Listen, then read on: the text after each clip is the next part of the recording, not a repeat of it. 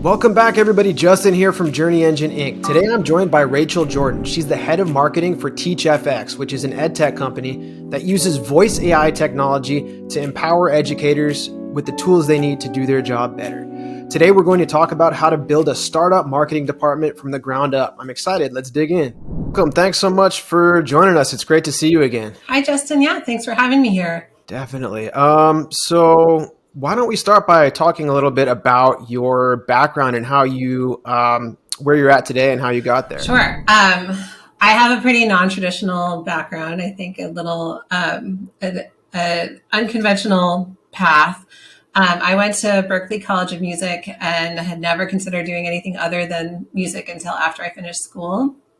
And a couple of years in, I started asking kind of really what kind of meaning and value I wanted to get out of the work that I was doing, and started wondering, really what a job would look like if it wasn't music. And long story short, that landed me in an entry-level role in a nonprofit where I soon became the director over our annual fundraising and activism campaigns, which are basically, what nonprofits call marketing. And turned out I was pretty good at it and did that for close to 10 years. Hit record level numbers in a bunch of ways. And when I was ready for my next step, it was actually the HR manager there who said, you really should go into corporate. And my initial reaction was, I'm not corporate. What do you mean? But she was absolutely right. And I went from this little 50-person globally focused nonprofit to this 25,000 person publicly traded company, and was the first fully B2B focused marketer at Bright Horizons. Got to build out the B2B practice, the content marketing practice. This was when inbound was just becoming a thing. So got to build out the inbound marketing practice from scratch when people were still figuring out what that even was.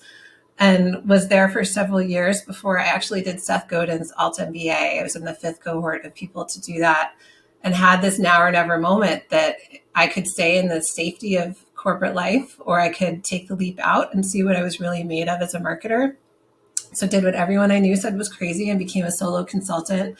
And I did that for a couple of years. And that was where I found this niche working with mission-driven tech founders who had hit some traction, but hit a growth ceiling, usually because they don't have a kind of brand and positioning strategist like me to be the linchpin for growth, to kind of get everyone tied together, right? So marketing, sales, success, and product all need to be tied together with the same vision for what is this brand? How do we position it? What's the problem we're solving? Who are we for? What's our why now, right? And how are we kind of taking our founder's vision and turning it into something that's written down and that we all can literally read off of the same script as we make macro and micro decisions off of that same background and purpose.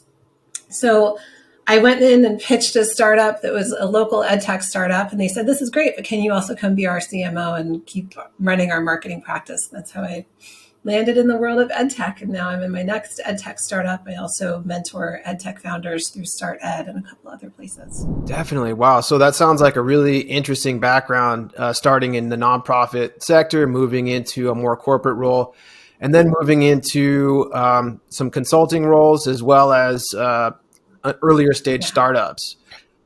So you have a really well-rounded background in terms of how marketing teams are structured. I'm wondering, who do you think is the first person that a startup should hire for their marketing department? I get asked this question by so many startup founders. It's definitely one of the most common ones when I'm doing founder sessions with StartEd.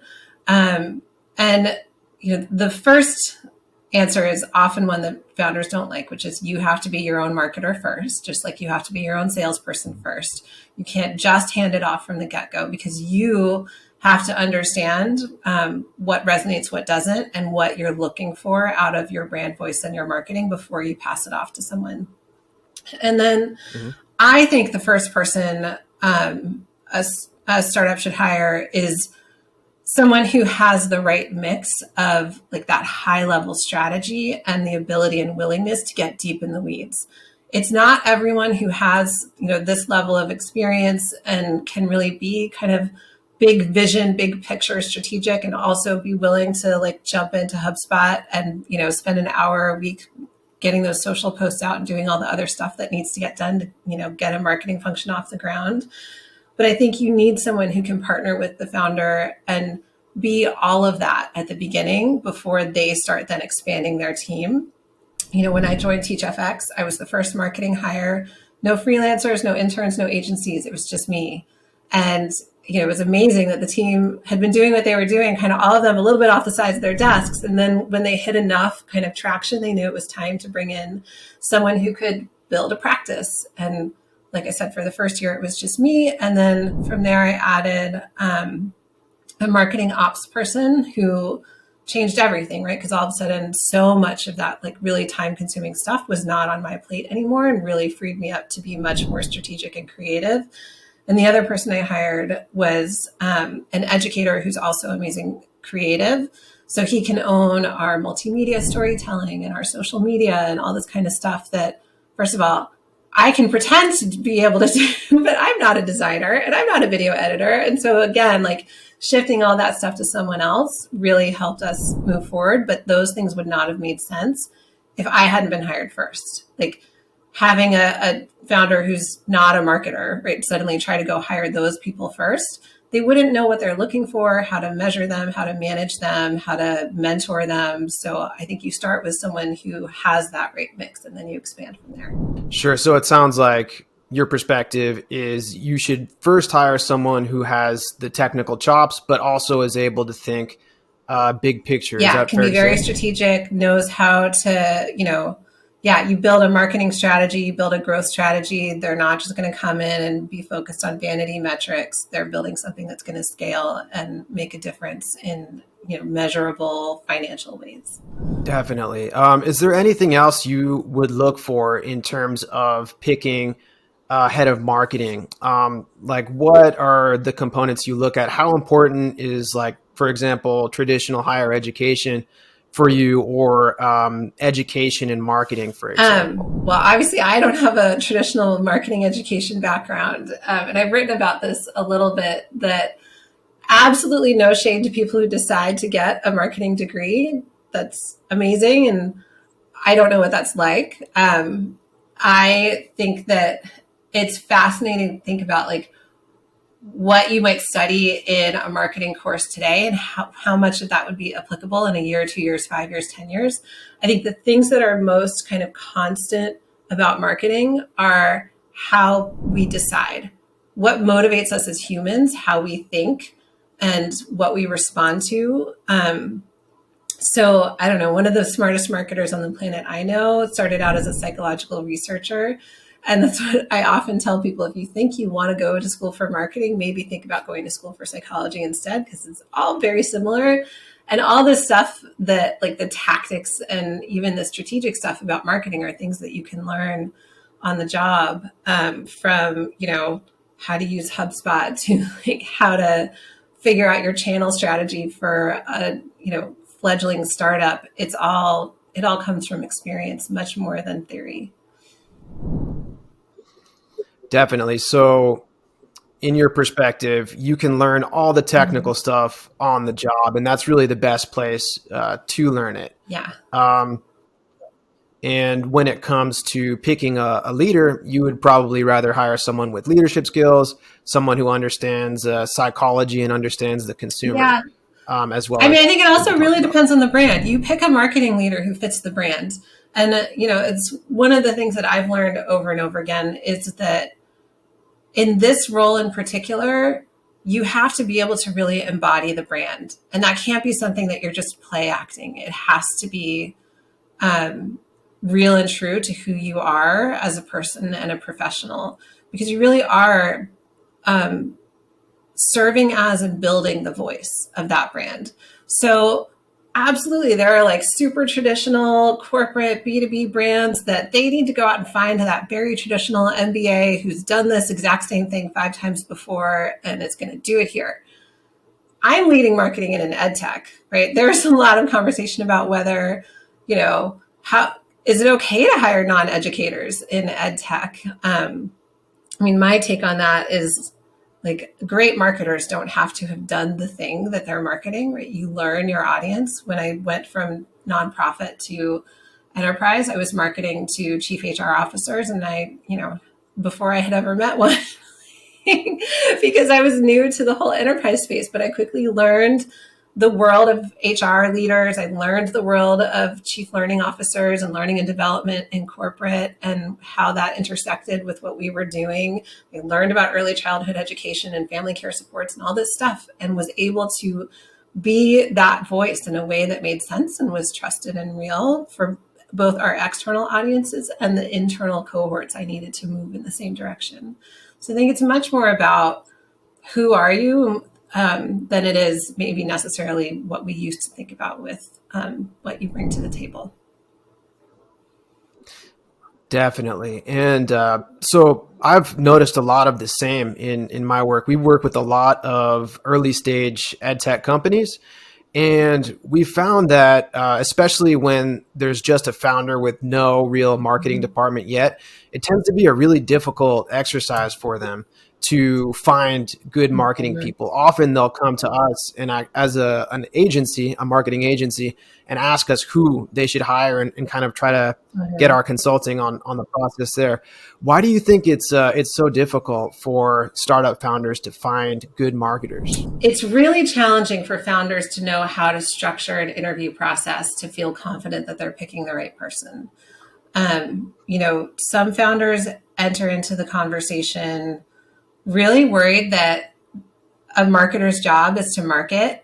And so is this candidate better at marketing than they are real as a good fit to this role? And they're trying to ask themselves, like, how do I get past what may feel like marketing, this person marketing themselves, to get into the reality of what they might bring to the table?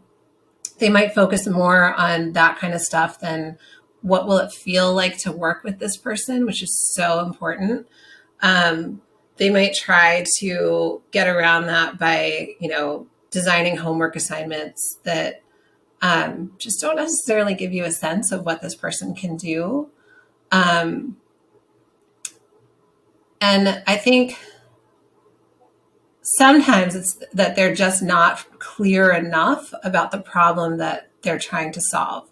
And this is something I've seen happen repeatedly, where if I ask a founder, if they're considering making that first hire, what problem do you expect this role to solve? Like, what problem are you seeing that's made you decide that now is the right time to add this role? And how will you know 6, 12, 18, 24 months from now that they made the difference that you wanted them to make? If they haven't thought that through really, really clearly, they're setting themselves up and their new hire up for a real painful experience, if not total failure. You both have to go into it with that clarity. And when going into that conversation with your candidates, I'm looking for someone who can solve X. Like, I know there's a leak in my pipeline here, or I know that the market doesn't understand what I'm doing. Like, my customers love me, but I'm not bringing prospects in. So there's something wrong here, right? Whatever it may be. I need someone who works really well with a sales team because this is a complex sale. It's not self-serve, or this is totally self-serve. I need someone who's amazing at like Facebook ads at scale, and like basically consumer level marketing. You have to just know in a way that you can summarize in 1 or 2 sentences, this is the problem I want you to solve for my business. And also know that that's going to change, right? Is this person going to be able to evolve with me and the problems the business is facing? Absolutely. So on the other side of the coin, as a prospective head of marketing, what do you think are the important things to look for in terms of an employer or in terms of a startup? Definitely looking for a CEO who gets marketing, who values and respects marketing, who isn't like reluctantly making this hire because their investors said they needed to, which is a thing that happens sometimes. You're looking for a brand that you believe in. You're looking for, especially if this is a complex sale, you're looking for a head of sales that is going to be a really good partner to you. You don't expect right off the bat that you're going to have all of the like cliche marketing sales tug of war stuff that people talk about all the time. You're looking for signals that there's product market fit and a repeatable, scalable sales process. Because one of the most difficult situations to find yourselves in as a new head of marketing is you're making a difference in the top of the funnel, and that's not turning into dollars, because it's hard to make the case for the investment if it's not turning into dollars. But it's not, marketing can market. Marketing isn't going to close the deals. So if you don't have a great head of sales partner, you don't have a really solid, repeatable sales process, then you can find yourself in a position where you're doing great marketing and it's not making a difference to the company's ARR bottom line. So you want to look for signals like, what's the average contract value? What's the average time to close? What's the, SQL to close rate? Do they even know those things off the top of their head? is a pretty good sign of like how evolved is this growth team. Of course, what's the logo churn rate? What's the net dollar retention rate? These are all signals that will tell you whether this is a startup that's ready to invest in marketing to get them to the next level. Because you want to be prepared for that, and you don't want to be in a position where you come in as a head of marketing and you build this great marketing program, you put in all this effort, and then if marketing isn't turned into sales, you get thrown under the bus, basically. And, why isn't your marketing turning out results? So I think nipping that in the bud and getting ahead of that and saying, okay, what does your sales process look like at first? And yeah, what are those close rates, and are they where they need to be? So being in alignment with sales out of the gate from the get-go, and making sure marketing is in alignment with sales is kind of to and it's benefit. also about how personally and professionally rewarding the role is, or how personally and professionally challenging the role is. Because if you're startup life is hard, and leading marketing is hard. Leading marketing in an early stage startup is really hard. You are probably trying to educate the world about something a problem they didn't know they needed to solve, with something they didn't know they needed in order to solve it, or like in a way they never imagined solving it. None of it is easy. So if you add on top of that like you're rolling that boulder up the hill, but then it's just rolling back down because you're like bringing in, 2x, 3x leads, year over year, and they're just not turning into deals. It's hard to have that personal and professional fire to like keep going. You want to see those results. Any great marketer wants to see the results at the bottom of the funnel, not just the vanity metrics. Definitely. So that kind of leads into my next question, which is in terms of responsibilities and accountability for that first head of marketing. What do you think that founders and other execs should know and should hold the marketing head accountable for? I think it depends so much. I think every startup is going to be different there. And that's where like going into even your search process, being really, really clear about what problem at a high level am I creating this role to solve is so important. And then the accountability measures should be something that you divide them together, right? Like the CEO, if that's who the marketing leader is reporting to, and the marketing leader should absolutely work together on designing, like, here's what it's going to look like at the end of my first 90 days, my first 120 days, at the end of my first year, and also be constantly revisiting that stuff.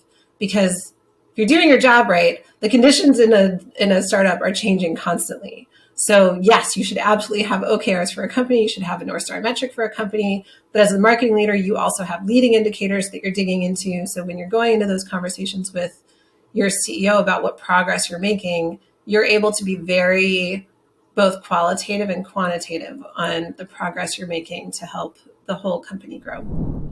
And I also would think about it as not just like accountability for the marketing leader, but how the marketing leader is contributing to the whole growth team. I like to not think about like marketing sales success as these individual little like fiefdoms. We're all one team. We're all here to help the company grow together. And the problems that we're facing as a growth team are not necessarily solely marketing problems or sales problems or success problems. They're usually things that we all have to figure out what are the pieces of the puzzle that all work together to solve. So you tie that into the accountability factor too. It's like, all right, you need to be tying to at the highest level a North Star metric, the next level, a really basic OKR that shows that we're on track towards that North Star metric with each of the teams. And then really clear, week to week, month to month kind of statistics on top of that. Definitely. So it sounds like project planning, like a very clear project plan, is pretty important from the get go, with a clear North Star metric and clear KPIs. And then a 90-day check-in, for example, to reassess OKRs, make sure you're hitting those goals, are a good way for leadership to Yeah, and evaluate talking a lot ahead about of like what market. you're going to do and what you're not going to do and why. And not from a standpoint of like, we don't have capacity or that this isn't in my wheelhouse or whatever people sometimes lean on, but like from a very strategic, what fits our business and our market right now? What are we going to do? What are we not going to do and why? Because there are always 1,000 more things that you could be doing than you should be doing. Right, right. So the priorities, that kind of 80/20. Yeah. Definitely. And then also, in addition to kind of those project planning elements, some of the softer side of things, like how engaged is the team, and how do they feel about the head of marketing, the growth team, you said. Yeah, absolutely. This is all about collaboration, right? If you've got someone who brings a lot of ego into the work or needs to be right, or needs to have the right answer, can't look at data with curiosity, jumps to conclusions, gets a little territorial about marketing versus sales, whatever. Those are all things that make it really hard to be successful as a marketing leader. Definitely. And I like that structure you mentioned too. So those 90-day kind of deep dive OKR check-ins, and then regular reporting along the way too, to just kind of look at your dashboards, check the data, and make sure you're on track. Yeah. I am a huge fan of the book, The First 90 Days, and I think it's useful beyond your first 90 days in any role. It's something that, especially in early stage startup life, like every 90 days, it's your first 90 days. And there are a lot of things in that book that you can revisit every 90 days to kind of keep you building that next path in the right way. Definitely. So you spoke about this a little bit before, but you mentioned kind of after the initial marketing hire, that head of marketing, you mentioned kind of some of the priorities you look for in building out the team from there. When do you think that it's the right time to bring on more people internally for the marketing team? And what would you look for after that head of marketing? I mean, it's another thing that totally depends on the situation because, there are startups that when they close a funding round, they just hire like crazy, right? They are going like, they're prioritizing like adding bodies in to like make progress really fast over preserving runway. And then there's the total opposite approach, right? Where we want to preserve a really, really healthy runway so that we're making decisions from a long-term point of view, always not a short-term, oh my gosh, we've got 6 months left. What are we going to do today kind of mentality. And that certainly feeds into the hiring decisions for every team, including marketing. I start the conversation usually when I see that there are clear signals that the marketing practice is making a difference, is making progress, and that I can have a focused strategic conversation about what we could be doing and what impact I think that would be making if we had this person or that person added. And balancing those options between freelancers, agencies, in-house full-time hires versus internships as well is also, especially for startups, something that you want to think through because it's a commitment to add full-time employees. You want to do it when you know that you're ready and you know that your numbers are showing that it makes sense. You're not going to like totally break your CAC because suddenly your spend on marketing is totally out of control because you added 5 people when you only had 1 before. I think all of that is in play. And, I've also been lucky to have really great CEOs who I can sit down and have good conversations with about what are my superpowers and what are the highest and best uses of my time and what are not. And what is it costing us as a company for me to be spending, 40, 50, 70% of my time on things that are outside of that or that I could easily pass off to someone else. When you start seeing that stuff, it's when you can start designing those new ways of getting stuff done. Definitely, that makes really good sense. So I thought one thing you said in there was interesting about how it's difficult to hire a full time person because it's a big Mm-hmm. commitment, and you don't want to make the wrong decision. So, for example, taking on interns, or I was wondering, how have you found like a contract to hire, or like testing out a freelancer who you'll then bring in full time? Is that something you've had any success with? I haven't had a lot of success with it. I have tried it. I've had much more success with hiring full time in house. I've done some, freelance and interns on very specific project based roles, especially on the research side of things. Like there's a lot in education that it's easy to find if you just have the time to go out and find it, right? And so pulling someone in and with a very clear set of instructions, go find this information from these school districts makes a lot of sense. Or like go find all of the ways that like state level organizations are funding, education programs through these kinds of grants and share with us the detail. It's super time consuming and very clear for the right person to get that done. What I avoid outsourcing is usually anything that's on the creative front, especially for brands like mine. First of all, the education market is very insular. Educators do not like to feel like they're being marketed to or sold to. And so a lot of the stuff that works out in the B2B world does not work in the mission to mission world at all. So it's really hard for someone who spends most of their time in B2B to suddenly context shift if they're freelancing to go into this mission to mission world. It's also really what we're doing is so complex that like to adopt our voice, if you're just kind of flying in for one or two projects, is really challenging. So that's why, for instance, when we were ready to take creative and social off of my plate, I went and hired someone who had natural talents in design and multimedia, video production, and also as a former educator. So he knows innately the use case and the problem that we're solving.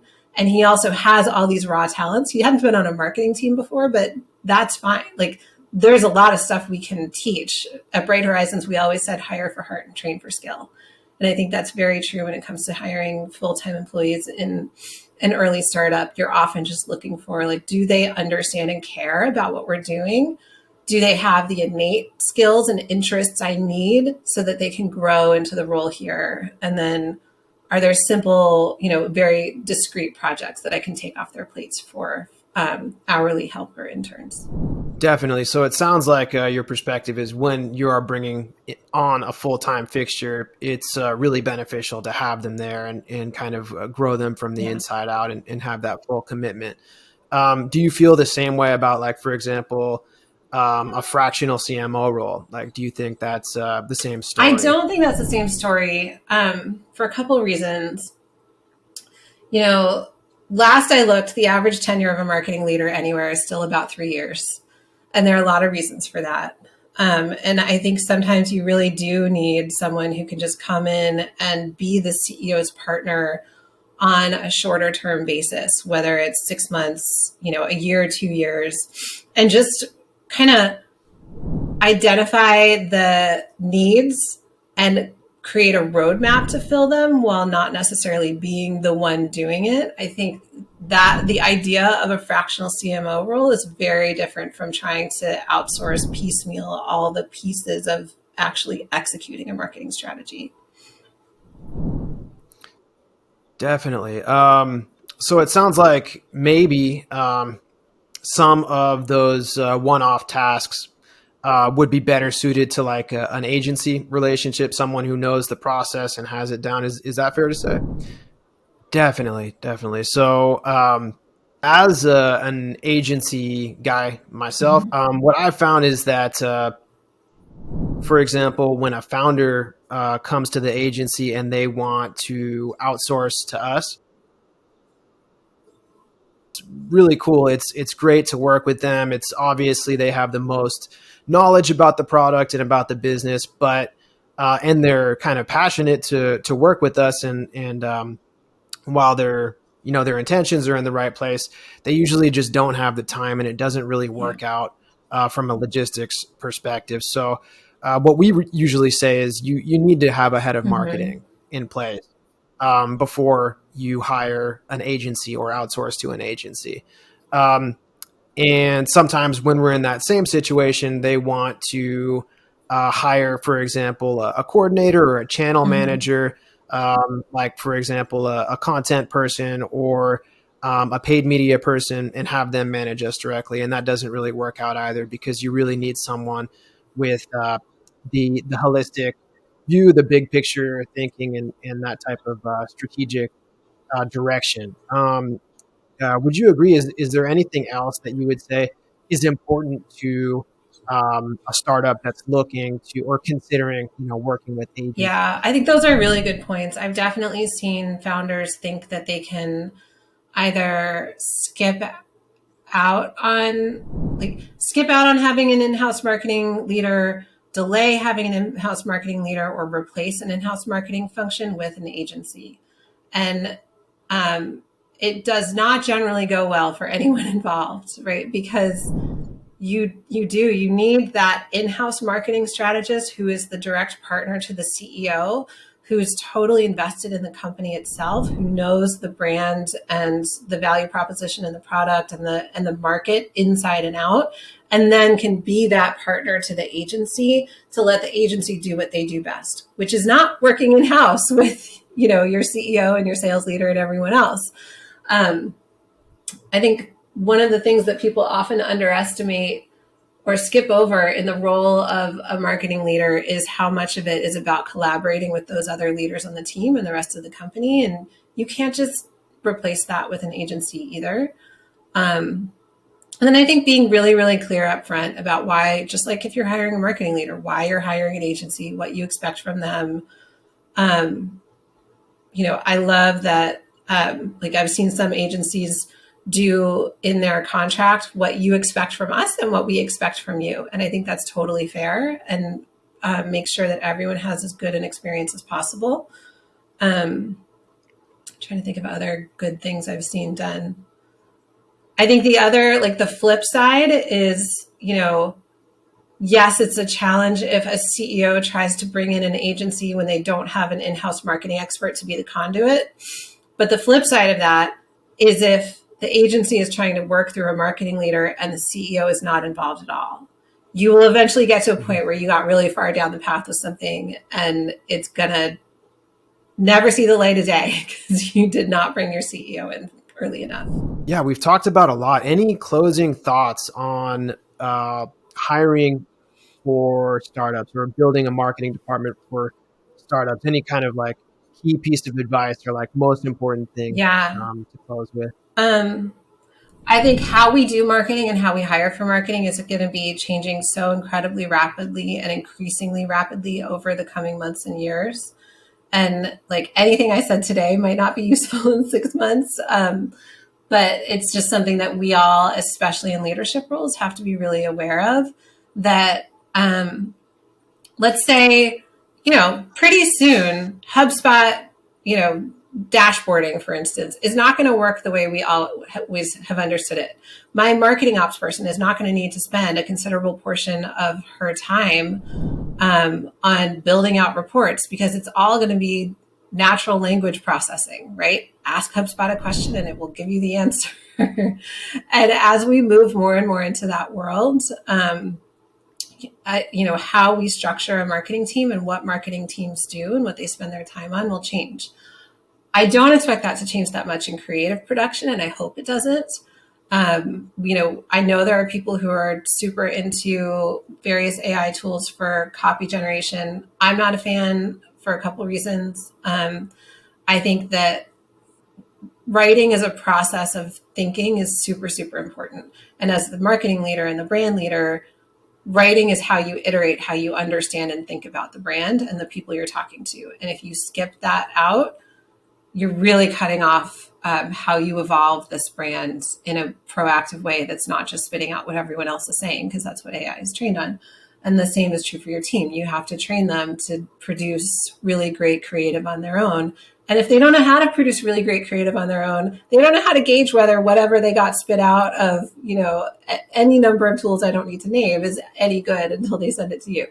So that part of things I don't think will change. But I think there's a lot about how we execute and measure operationalized marketing and sales that is going to be changing so fast, and that will change how we hire.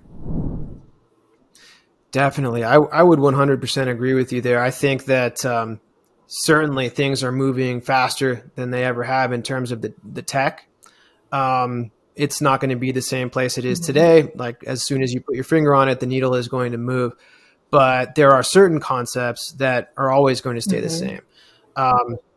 Getting attention, selling, convincing, for example, concepts that have all been the same since the days of Ogilvy, for example. His book is still super relevant today.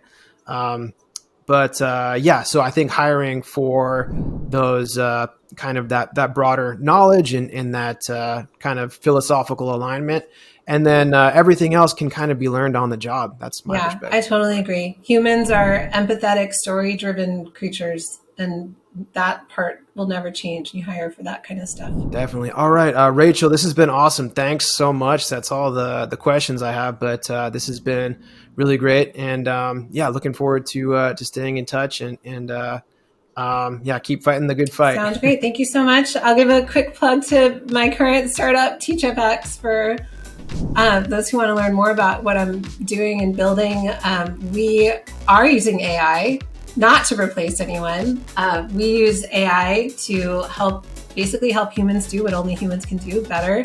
Teachers record audio in their classrooms, and the AI shows them a little about what's happening in the classroom. So how much student talk is actually happening? What kind of quality of conversation is happening? Is that meaningful, equitable conversation that's happening in the classroom? And it helps teachers see for themselves, first of all, the moments that they can celebrate of student brilliance happening in the classroom because of what they're facilitating, but also shows them exactly what they would like to do to work on to become the teachers they want to be in the classroom, kind of being the own architects of their own professional development. It's all powered by AI. Amazing. It's great to hear a mission-driven philosophy like that, and it's great to hear about companies like TeachFX. You guys are killing it, and I'm looking forward to see what you guys do next. Thanks so much, Justin. It was great to talk with you.